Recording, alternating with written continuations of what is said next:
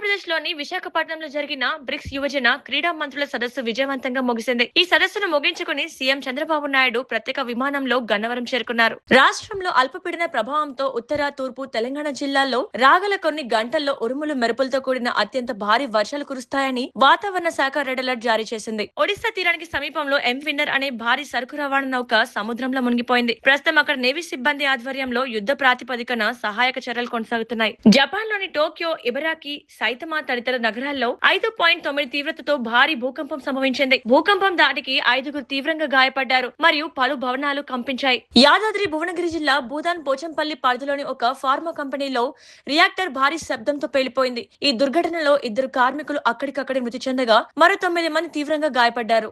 హైదరాబాద్ కేంద్రీయ వస్తు సేవల పన్ను అధికారులు నగరంలో అక్రమంగా నడుస్తున్న ఒక పాన్ మసాలా తయారీ యూనిట్ ను గుర్తించారు. సుమారు 160 కోట్ల మేర పన్ను ఎగవేత జరిగినట్లు అధికారులు వెల్లడించారు.